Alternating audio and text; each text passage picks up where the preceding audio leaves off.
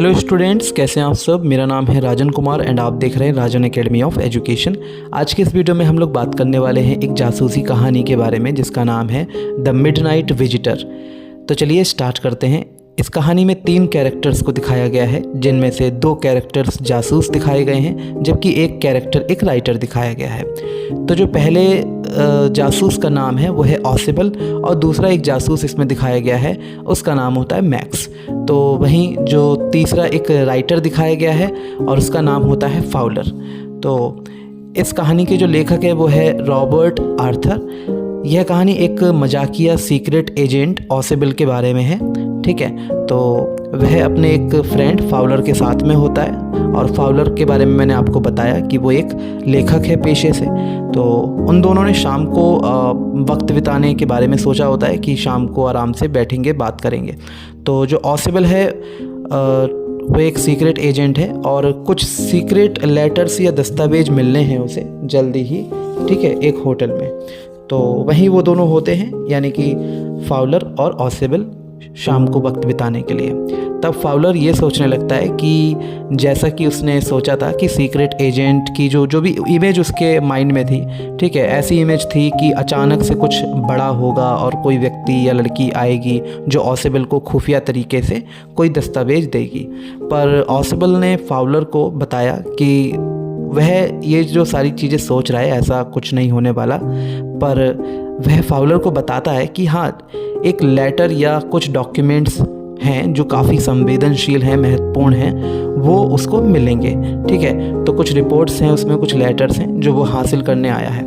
तो होता यह है कि ये जो लेटर्स हैं वो देश के भविष्य को बदल देंगे, इस तरीके के कुछ दस्तावेज होते हैं ये, तो उनको ही हासिल करना है ऑसिबल को। तो ये सब बातें वे दोनों होटल के कमरे के बाहर लॉबी या फिर कोई खुला हुआ हॉल था तो वहाँ कर रहे थे। तो फिर ये बात ख़त्म करते हुए वे दोनों अपने कमरे की ओर बढ़ते हैं और लेकिन जैसे ही जब वो कमरे में जाते हैं दोनों, ठीक है, तो कमरे में जैसे ही जाते हैं तो उन पर एक बंदूक ताने हुए एक व्यक्ति खड़ा हुआ होता है रूम में, ठीक है। तो जैसे ही रूम का दरवाज़ा वो खोलते हैं ना, तो एक व्यक्ति जो है उन पर बंदूक ताने हुए खड़ा होता है। पर दरअसल ये एक जासूस होता है, मतलब दूसरा जासूस होता है, ठीक है। ऑसिबल तो है ही जासूस और ये एक दूसरा जासूस होता है जिसका नाम होता है मैक्स। तो ऑसिबल का एक तरीके से ये प्रतिद्वंदी है, कॉम्पिटिटर है।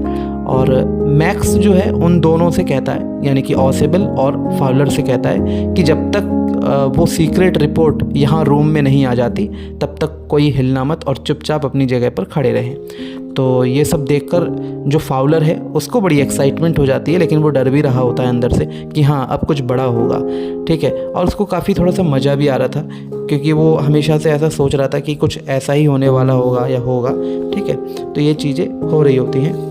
अब ऑसिबल और फाउलर चुपचाप खड़े हुए होते हैं जैसा कि मैक्स ने उनसे कहा था, क्योंकि मैक्स उन पर बंदूक ताने हुआ था तो उनको उसकी बात माननी पड़ती है। तो लेकिन ऑसिबल जो होता है वो अपना दिमाग चलाता है और खिड़की जो होती है ना उसके कमरे में ही, तो वो कहता है कि खिड़की है और खिड़की के बाहर बालकनी भी है, यानी कि खिड़की से लगी हुई एक बालकनी भी है, पर वहाँ बालकनी होती नहीं है, ठीक है। तो वो ऐसा इसलिए कहता है, मतलब अभी दिमाग चला रहा है वो, और इसके बारे में हमें बाद में पता चलेगा कि उसने ऐसा क्यों कहा है, ठीक है। तो ये जो बातें हैं वो ऑसिबल कह रहा है, ठीक, कि और वो ये चाहता है कि मैक्स से पीछा जल्दी से छूट जाए इससे, ठीक है। तो ये सारी चीज़ें अभी हमें जानने को मिलेंगे कि आगे कैसे कहानी बढ़ रही है, ठीक। तो इतनी देर में क्या होता है कि रूम का दरवाज़ा खटखटाता है कोई, ठीक है। और तो मैक्स एकदम सोचने लगता है कि कौन होगा, और वहीं ऑसिबल जो होता है, ऑसिबल मैक्स से कहता है कि पुलिस होगी दरवाजे पर, वही दरवाज़ा खटखटा रहे हैं। तो यह सुनकर मैक्स जो है वो काफ़ी डर जाता है और पुलिस क्यों आएगी ऐसा सोचने लगता है। तब ऑसिबल उसे बताता है कि वह जो डॉक्यूमेंट्स लेने आया है वह संवेदनशील है और देश के लिए बहुत इम्पॉर्टेंट है, इसलिए पुलिस भी जो है उसकी सुरक्षा के लिए आई है, सुरक्षा के कारणों के लिए आई है। तो अब इतना सुनते ही जो है मैक्स जो है वो ऑसिबल से कहता है कि वह बालकनी में कूद रहा है, ठीक है, यानी कि मैक्स जो है वो बालकनी में कूद जाएगा खिड़की के थ्रू, ठीक है। और जबकि वो बंदूक ताना हुआ होता है। तो इसलिए ऑसेबल उससे कहता है कि ठीक है, जैसा तुम्हें ठीक लगे। और ये कहता है कि मैं खिड़की पर ही हूँ, ठीक है, और मैं बालकनी में कूद जाऊँगा अगर पुलिस अंदर आ जाती है तो और फिर उनको भेज देना पुलिस वालों को जल्दी से जल्दी। तो ऐसा कह के वो बालकनी मतलब खिड़की के पास में खड़ा हो जाता है। तो इसके बाद कहानी आगे बढ़ती है और वो ये भी कहते हुए जाता है कि अगर उनको वापस नहीं भेजा जल्दी पुलिस वालों को, ठीक है, जब वो अंदर आएंगे फिर उसके बाद उनको जल्दी ही बाहर भेज देना, वरना वह उसे गोली मार देगा, ठीक है, ऑसेबल को गोली मार देगा वरना वो, ऐसा कुछ कहता है। तो जैसे ही डोर खुलता है तो वो सोचता है कि पुलिस आ चुकी है अंदर, ठीक है, तो वो अचानक से खिड़की से नीचे कूद जाता है। कौन कूद जाता है?